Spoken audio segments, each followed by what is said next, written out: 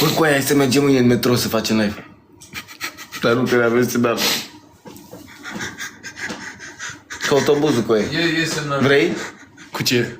Cu toate autobuzele de București. Toată ziua. Ziua asta să fie ziua noastră. Da. Mamă.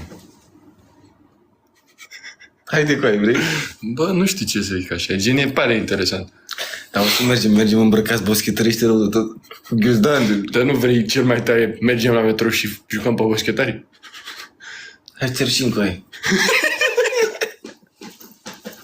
Gen, fii atent. Iau eu 2 pungi de alea de penny, de alea de rafie. Eu și 2 pungi de chipsuri. Iau 2 pungi de alea de rafie de la penny și facem la metro. Ia de goare, ce bine fac eu. Stai, uite. Uite, pune puțin de la... Să-ți dau o pungă? Da. Dar tine mai ține bateria. Bă, dar ce aveți, bun frate, de puneți întrebările astea? Fii atent. Fii atent. Ca să... Și tragem punga. Da, tu știi să o faci. Eu nu știam. Ți-am zis că mă pricep bine. Stai. Ce fai, mă, ce bagi pe cap? Am zis că trage Sebi. Ia aranjează-mi și mine. Ce m-a făcut Sebi? Aranjează-mi Hai mă, ne-ai văzut Uite, băi, dă-o. că vă că tu știi.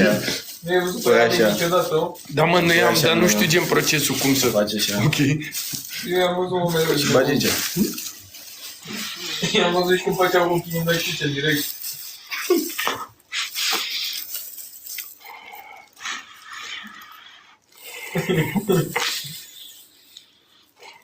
Am la bucile mui. Ăsta nu prea le are, că merge la sală.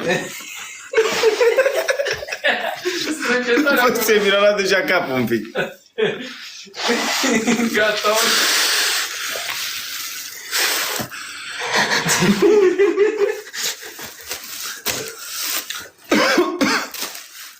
Fază lungă.